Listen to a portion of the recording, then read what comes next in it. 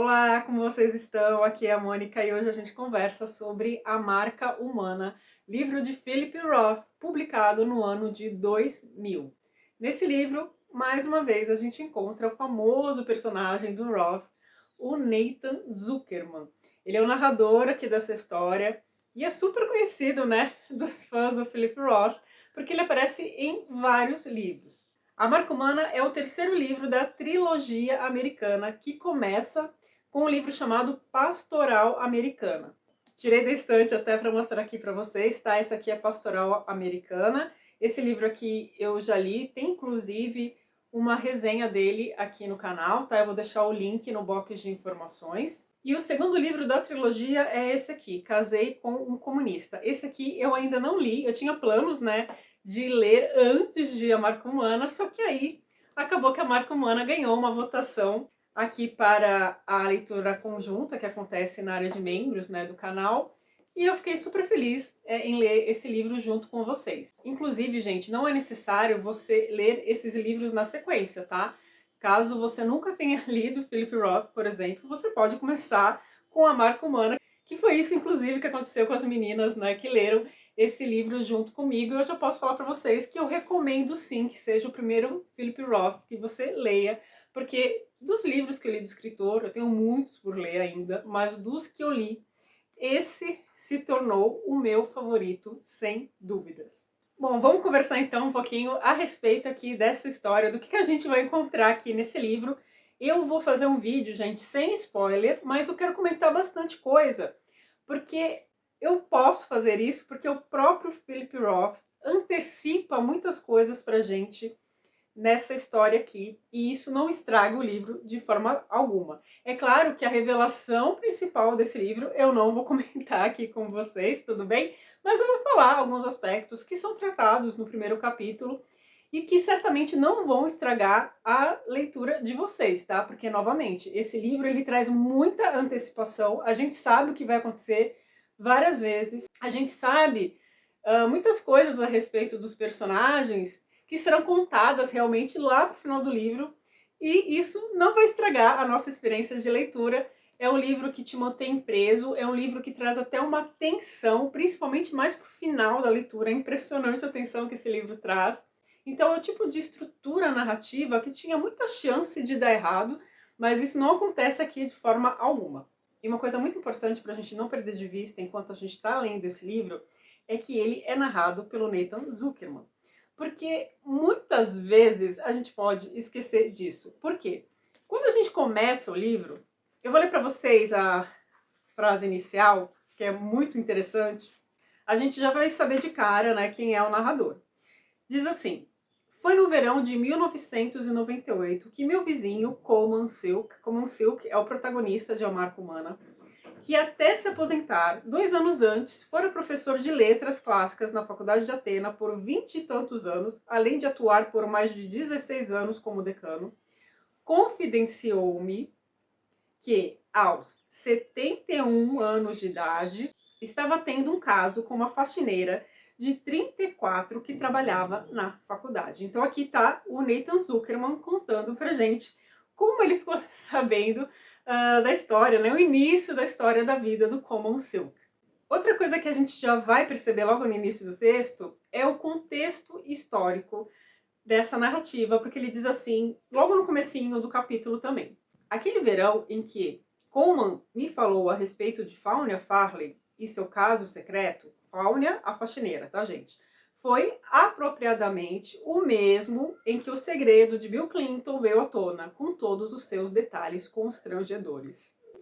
Então a gente tá num ambiente do finalzinho ali dos anos 90, nos Estados Unidos, em que tava assim um alvoroço danado por conta da descoberta, né, do caso do presidente Bill Clinton com a Mônica Lewinsky. E aí nós temos, né, esse professor universitário, já com uma certa idade, né, 71 anos, tendo um caso ali com uma faxineira.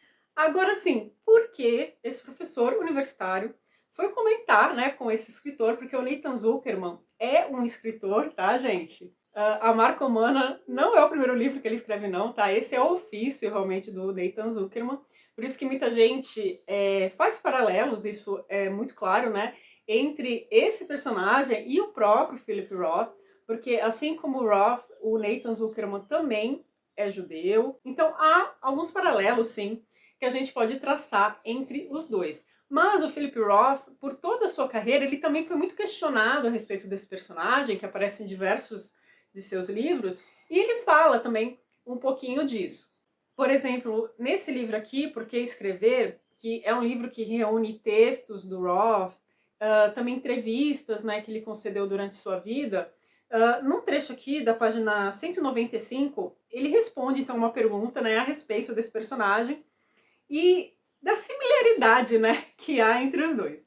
E aí ele fala um pouquinho do que é o ofício, né, do escritor. Ele diz assim: criar uma biografia fajuta, uma história falsa, bolar uma existência parcialmente imaginária a partir do drama real da minha vida. Isso é minha vida. E mais abaixo ele continua assim: como escritor, você não precisa abandonar completamente a sua biografia para executar um ato de personificação. Pode ser mais intrigante quando não o faz. Você distorce a biografia, faz dela uma caricatura ou uma paródia. Você a tortura, subverte e explora. Tudo isso para dar à biografia aquela dimensão que excitará a sua vida verbal. Então, sim, há relação, claro, da vida do próprio Philip Roth com o que ele escreve, só que também há muita imaginação. Então, até jogando um pouco assim a responsabilidade para o lado do leitor, ele diz aqui um trecho também, né? As pessoas precisam ser tremendamente ingênuas para não compreender que um escritor é um ator que desempenha o papel em que se crê mais competente. Em particular, quando veste a máscara da primeira pessoa do singular, né? Então, aqui nós temos, né, um narrador na primeira pessoa do singular contando não a sua história, a história de um homem que ele conhece, mas um homem que ele pode ter até uma certa identificação, porque eles são da mesma faixa etária. O Nathan Zuckerman tem 75 anos quando acontece a história de A Marca Humana, e o Coleman, como a gente viu, tem 71 anos. Então são homens, né, de uma mesma geração, e no decorrer do livro a gente vai ver se eles tiveram ali um passado também um pouquinho parecido. E só para comentar mais uma coisinha que eu li aqui em Por que Escrever, né, que o Roth está falando um pouquinho sobre o leitor, eu acho interessante comentar com vocês também. Esse trechinho aqui diz assim, sobre interpretações que são dadas, né, às leituras, porque isso aconteceu também com A Marca Humana, e ele estava muito acostumado com isso em toda a sua carreira, porque o Roth, ele foi um autor que ele conseguiu uma fama até que cedo, né? O primeiro livro dele, Adeus Columbo, já foi um livro assim elogiado, mas claro que a fama dele, os comentários, as polêmicas maiores aconteceram com a publicação de O Complexo de Portnoy, tá? Então ele é acostumado com essa questão assim das interpretações, dos comentários, né, acerca da sua obra. Então aqui, nessa entrevista, também agora já é outra entrevista, eu estou na página 226 aqui desse livro, ele fala o seguinte: mas aquelas leituras equivocadas, feitas por leitores hábeis e intelectualizados, que já fizeram outras inúmeras leituras assim, podem ser instrutivas mesmo quando são bizarras. Aqui ele está falando de um grupo seleto de leitores que são muito inteligentes, que não falta bagagem literária, por exemplo, vivência, mas que muitas vezes usam certas obras literárias de forma conveniente. Então, para defender certos interesses, tá? Então ele vai falar o seguinte aqui, ó, sobre a interpretação de Lawrence falando sobre a literatura americana, ou de Freud, que fez leituras equivocadas de ficção imaginativa e foi o leitor mais influente de todos os tempos. Então, às vezes, as pessoas têm uma visão, uma interpretação equivocada de certa obra que não tem a ver realmente com o que o autor quis falar ali, mas que acaba ganhando muita fama, né, uma dimensão assim grande. Eu me lembrei, por exemplo, de algumas interpretações de obras do Dostoiévski, que eu já vi muitas pessoas, inclusive a Fabi, que tem uma conta no Instagram chamada Entre Outras Coisas Ler, que leu todas as obras do Dostoiévski, leu 5 volumes da literatura, e ali ela comentou sobre algumas questões ali que o Freud coloca, interpretações que ele dá, na verdade, né, da vida do Dostoiévski, que não tem realmente embasamento dos fatos que aconteceram ali, da sequência dos fatos, né, na vida do Dostoiévski, que o seu biógrafo traz ali no texto. Ele até escreve, então, a respeito desses equívocos, né? Então, que é normal a todo leitor realmente fazer alguma interpretação equivocada, é que algumas dessas interpretações realmente vão ganhar uma dimensão muito maior. Eu tô falando isso porque a marca humana também teve alguma interpretação equivocada, até na inspiração que o Roth teve para o personagem principal, para o Coleman. Eu não vou falar o que é a pessoa que ele se inspirou, porque isso tem a ver com uma grande revelação aqui nesse livro, tá? Mas o que aconteceu é que na Wikipédia tinha um texto dizendo qual era a pessoa que o Roth tinha se inspirado para esse personagem. E aí o Roth pediu para que eles mudassem, porque não era a realidade, ele tinha se inspirado, na verdade, em outra pessoa. E aí não foi mudado isso lá na Wikipédia, e o Roth escreve então uma carta aberta esclarecendo toda essa situação. Então eu achei isso muito curioso, né, até para comentar com vocês aqui nesse vídeo. E olha, eu vou falar uma coisa para vocês. Essa revelação que eu não vou mencionar, ela já se encontra no segundo capítulo do livro, tá? Mas eu não vou comentar aqui por quê. O segredo que a gente acaba descobrindo logo, né, do que se trata, ele tem um efeito assim muito forte. É uma experiência que deve ser incrível. Eu não vivi completamente essa experiência, porque como eu fiz uma leitura conjunta de A Marca Humana, eu li textos, né, que eu tô mostrando aqui para vocês, em paralelo com a leitura do livro. Então o que aconteceu? Eu peguei spoiler. Eu só pude imaginar como eu teria reagido, né, a tal revelação. E também quando a gente conversou, né, a respeito do livro, por vídeo, as meninas comentaram comigo qual foi a reação delas e eu me imaginei da mesma forma. É o tipo de revelação que você volta no texto para ver se você entendeu direito, porque te pega assim de uma forma que você não acredita, tipo assim, não, peraí, o que tá acontecendo? Não entendi. E você volta e você fala assim, nossa, é isso mesmo.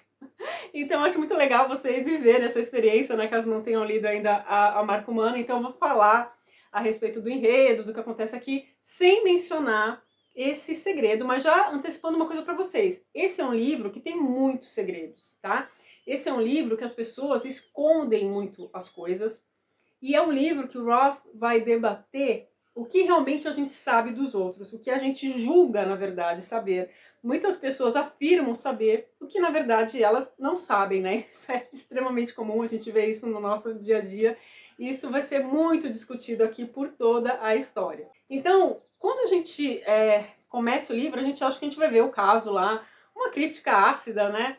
Do que estava acontecendo ali nos Estados Unidos, a crítica a essa questão, né, do escândalo sexual. A gente vai ver esse professor universitário tendo um caso com uma mulher mais nova, mas é claro que aos poucos a gente vai ver que o livro vai mais fundo em outros assuntos. O que acontece aqui é o seguinte: esse professor, durante uma aula, isso é no comecinho do livro, tá, gente? Tudo que eu tô falando aqui é bem no começo. Ele vai se referir a dois alunos que não aparecem nas suas aulas como spooks, que seria assim, tipo fantasmas, tá? Só que esse termo spooks também pode ter uma conotação racista, tá? Só que o Coleman é muito claro, assim, é claríssimo aqui no livro, que nesse episódio ele não foi racista de forma alguma, porque ele nem sabia quem eram essas pessoas. É muito claro que ele não teve nenhuma intenção, né, de discriminar esses alunos. Só que isso vai ganhar uma dimensão enorme, porque é conveniente para muitas pessoas que ele seja abalado, que ele seja prejudicado por isso. E aí a gente vai ver qual é a relação dele com outras pessoas ali na faculdade, um pouquinho do histórico dele ali na faculdade. E isso, claro, que vai trazer muitos problemas para ele e para a família dele também, porque se torna meio que um episódio assim de caça às bruxas. E acontece até da mulher dele acabar falecendo. Uma mulher assim super forte, vigorosa, descrita assim dessa forma, acaba falecendo. E isso causa uma revolta, causa um ressentimento nele muito forte. Então, quando a gente conhece esse personagem, ele está completamente assim, perturbado. Quando ele fala com Nathan Zuckerman a respeito do que está acontecendo, a gente nota muito isso. E ele passa a escrever um livro. Só que ele vê que esse livro não ficou bom e ele pensa em pedir para o Nathan, que é um escritor, né, que essa é a sua profissão, escrever um livro. Só que a gente vai ver que essa história não vai para frente. Porque se ele realmente pedisse ao Nathan, o Nathan realmente aceitasse, né, escrever um livro sobre ele, sobre episódios Spooks, na verdade, ele teria que falar muito mais do que esse episódio, né? Ele iria a fundo na vida do Coleman e aí, claramente, ele poderia descobrir o que tanto esse personagem esconde. Só que quando os dois se aproximam, isso vai ser muito importante para o Nathan também, porque o Nathan, ele estava vivendo assim de forma isolada, ele já estava vivendo assim um momento de frustração por questões de saúde, enfim. Ele acaba tendo, como eu disse, uma identificação com o Coleman. E aí ele acaba meio que ficando muito ligado ao Coleman e interessado cada vez mais no que estava acontecendo ali na sua vida, e eles acabam se aproximando. E aí, conforme esse livro vai andando, a gente fica se perguntando assim, como é que o Nathan sabe tudo isso da vida do Coleman? Porque ele não vai ficar só no que está acontecendo ali no presente ali da história. Ele vai voltar, a gente vai saber das origens do Coleman, a gente vai saber a respeito da família dele, dos estudos, enfim, dos relacionamentos amorosos, de como foi que ele conheceu a esposa dele. E aí eu fiquei muito naquela dúvida, o que é real aqui? Tem partes aqui que ele está imaginando, ou ele conseguiu acesso a cartas ou algum relato, por exemplo. E eu já falo para vocês que a gente vai saber como que o Zuckerman sabe de certas coisas, né? Isso é mais pro finalzinho do livro, a gente vai saber, vai ficar tudo assim fechadinho, redondinho pra gente. Só que a coisa assim, né, que ele não sabe, que é esse tema aqui do livro, né, que vai acompanhar realmente o livro até o seu desfecho. E aí, quando o Nathan tá descobrindo aí todo esse episódio que aconteceu na faculdade, os desdobramentos que isso teve, porque o Coleman acaba pedindo demissão, ele vai saber a respeito de uma professora dessa mesma faculdade, que foi contratada, aliás, pelo Coleman, chamada Delphine, que é uma francesa, tá? Então, ela fez seus estudos lá na França e acabou se mudando para os Estados Unidos. Essa personagem, gente, é riquíssima. Ela aparece assim de forma picada assim nesse livro. Esse livro é narrado assim de uma maneira muito interessante, eu gostei bastante disso. Mas aos poucos a gente vai sabendo mais a respeito dela. E da ligação dela com o Coleman. A gente logo no começo já vê que ela tem uma fixação por ele. E essa questão da faxineira, do caso e tal, que a gente fica sabendo no comecinho do livro, essa descoberta tem a ver com a Delphine. Porque ela manda uma carta pro Coleman, escrito assim na carta: todo mundo sabe que você está explorando sexualmente uma mulher maltratada e analfabeta com a metade da sua idade. E aí é interessante a gente prestar atenção nisso, né? Todo mundo sabe. O que é que todo mundo sabe? Será que todo mundo sabe? Né? Ou acha que sabe? Então, o que está sendo dito aqui, afirmado que é verdade, está acontecendo uma exploração sexual, essa mulher é analfabeta. Então, só nessa frase, ele já está trabalhando algumas questões aqui no livro. E essa outra personagem feminina, essa faxineira, a Faunia, é bem diferente da Delphine. Ela é até o oposto da Delphine em muitas coisas. Ela também é uma personagem camuflada, tá, gente? Como a Delphine, também é uma personagem muito camuflada. A gente vai descobrindo isso ao longo da leitura, que todos ali têm muito a esconder, não é somente o Coleman, não. E essa mulher, ela teve uma vida extremamente sofrida. E ela tem um ex-marido muito, muito problemático. Quando a gente conhece esse ex-marido, fica sabendo mais a respeito dele, o Roth traz um tema que já é visto em Pastoral Americana, tá? Então a trilogia americana tem esse traço também. Ele vai trazer personagens que viveram de alguma forma a Segunda Guerra Mundial e vai trazer também a Guerra do Vietnã, tá? Em Pastoral Americana isso é muito forte, e aqui em A Marca Humana essa ênfase é dada especialmente nesse personagem, que a gente vê assim que ele tem muitos problemas psíquicos, tá? Ele tem ali muitas questões, só que a guerra do Vietnã, ela vai fazer com que isso ganhe dimensões assim gigantes, tá? Então, sabe aquele tal do estresse pós-traumático que é tão comentado? A gente vê isso aqui claramente. Só que a gente descobre algumas coisas aqui desse personagem e isso faz com que esse livro ganhe muita atenção.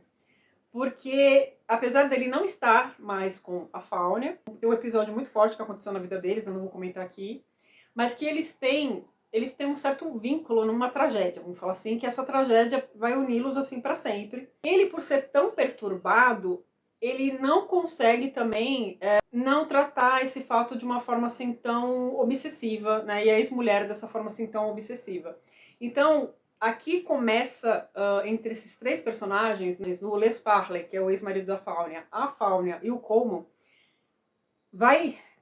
nesse livro vai acontecendo entre esses personagens uma tensão muito grande e você fica numa expectativa do que vai acontecer. E, gente, vai até o final essa expectativa do que vai acontecer, junto com todos esses segredos, né, que a gente vai descobrindo ao decorrer da história. Então, a marca humana será discutida no livro também assim, o que é deixado no personagem, nas pessoas, esse traço, essa marca que nós temos, né, da nossa identidade. Eu diria que a palavra-chave desse livro é identidade, tá? Então ele vai trabalhar a questão da identidade, principalmente do Coleman Silk. Quem é o Coleman Silk? Quem é esse professor universitário que se casou, que teve 4 filhos, que era super inteligente, mas que guardava consigo um segredo? Qual é realmente a sua história? Quais são as suas origens? E isso a gente vai ver nos outros personagens também. Qual é a real identidade dessa professora francesa que tinha essa obsessão por ele? Qual é a real identidade da Faunia? Essa mulher que viveu tantas coisas tristes na vida e que está vivendo, né, agora esse momento onde ela tem um caso, né, com um homem bem mais velho do que ela. Eu diria que quem não tem o que esconder aqui, que tá mais assim tudo às claras, acho que é o único que realmente tem tudo assim às claras, é o ex-marido da Faunia, o Les Farley, que a gente vê claramente quem ele é. Ele não esconde isso de ninguém. Agora os outros personagens não. Os outros personagens a gente vai descobrindo aos pouquinhos e juntando algumas peças, sabendo, claro, né, que todos ali têm muito a esconder. Então, depois de identidade, eu diria que a palavra-chave do livro é segredo, e a gente vai ver que todos têm algum segredo. É claro que no caso do Coleman, isso é muito mais trabalhado, porque realmente, né, muitas pessoas criticam Philip Roth, até por isso, dizendo que ele só sabe escrever a respeito de homens, né? Eu, pela experiência que eu tenho da leitura dos livros, né, que eu já li dele, eu acho assim que ele constrói universos masculinos realmente muito ricos, tá? Mas eu não diria que ele deprecia a mulher, tá? Como eu já ouvi algumas pessoas falando. Aqui no YouTube até a gente encontra um vídeo de uma professora universitária, acho que é numa aula... Agora eu esqueci a universidade, mas eu vou deixar até aqui, que ela chama o Roth de misógino. Vocês já devem ter ouvido falar alguma coisa a respeito disso. Na questão particular da vida dele, a relação dele com as mulheres, eu não sei, porque eu já li algumas coisinhas, mas eu acho que é muito difícil você afirmar coisas, né, a respeito da vida pessoal de uma pessoa. Mas quanto aos livros que eu li, aos personagens, eu não encaro ele dessa forma. Até o trecho do livro que a professora cita como ele sendo misógino, a gente entende bem o que está acontecendo ali na fala, há um contexto para a fala. Então eu gosto de ver esses casos com mais senso crítico, com menos emoção, vou falar assim. E quanto a personagem é feminina, elas realmente não são tão ricas, mas tem algumas assim que são muito, que podem ser consideradas caricatas para algumas pessoas, talvez.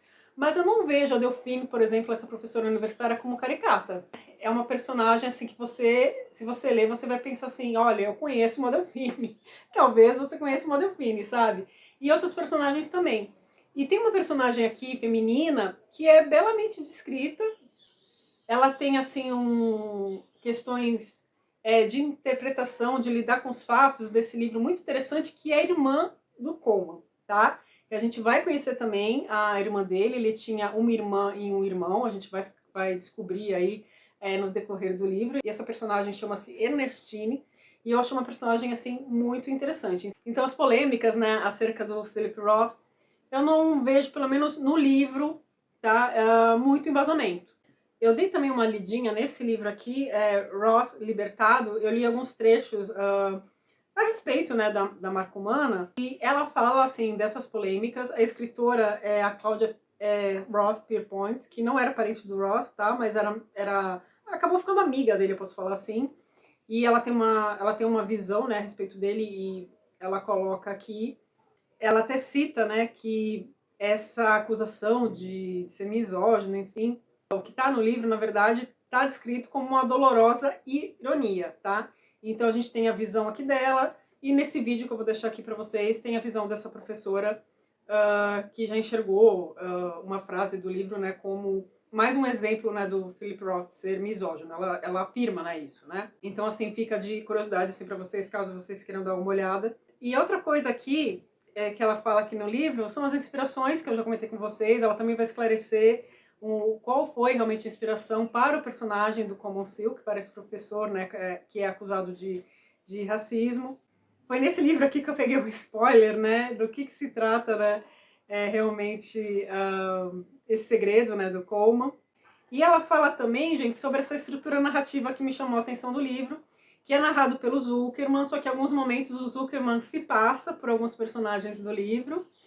E também a questão do quanto se sabe, né? Porque essa crítica que a gente fala assim, o quanto a gente fala de alguém e, na verdade, a gente não pode afirmar que a gente realmente sabe, né? Isso é uma crítica que até a gente pode colocar no próprio Zuckerman, né? O quanto, na verdade, ele sabe realmente de certas questões ali do livro, né?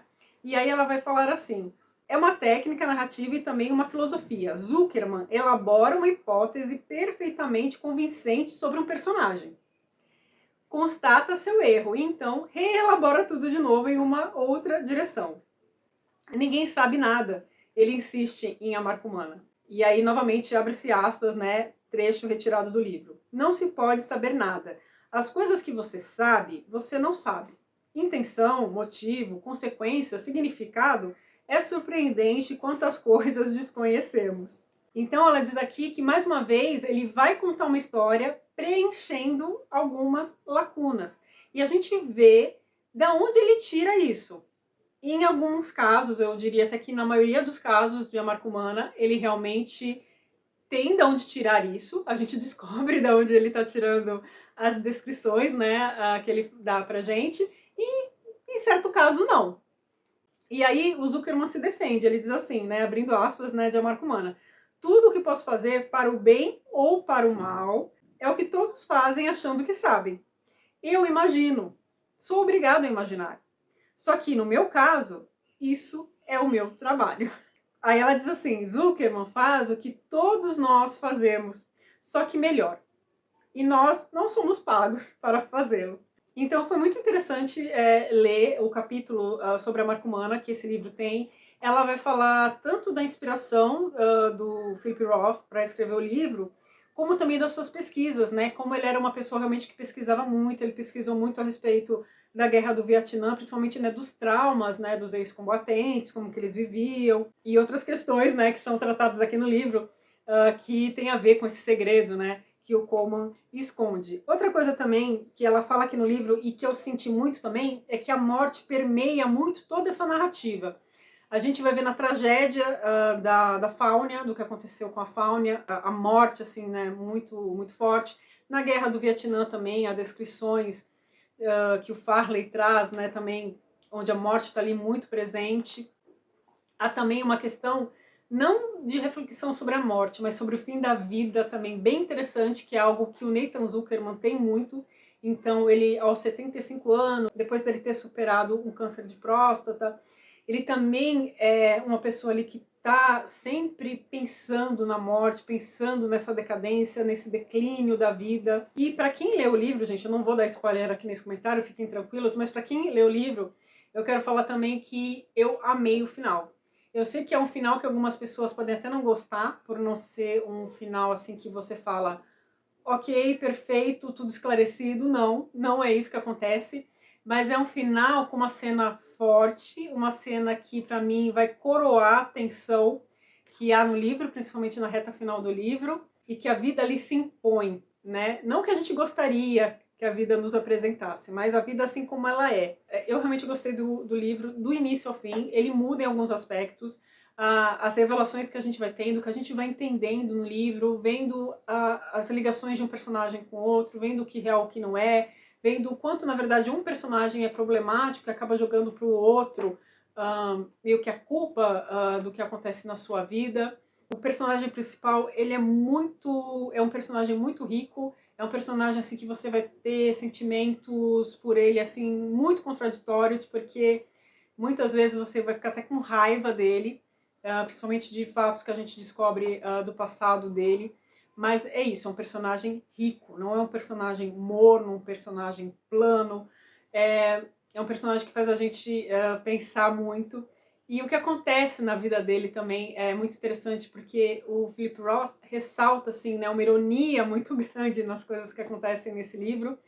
E esse é um dos traços que eu mais gosto no escritor. Eu gosto muito da acidez, da ironia dele, e eu gosto da forma direta com que ele escreve. E nesse livro, eu acho que algumas questões que podem, eu acho que incomodar as pessoas, como, sei lá, cenas de sexo, muita conotação sexual, isso aqui tem nesse livro? Tem, mas bem menos descrições assim, mais tranquilas, não é nada assim muito escrachado, sabe? Tudo tem o seu porquê, tá tudo muito amarradinho nessa história.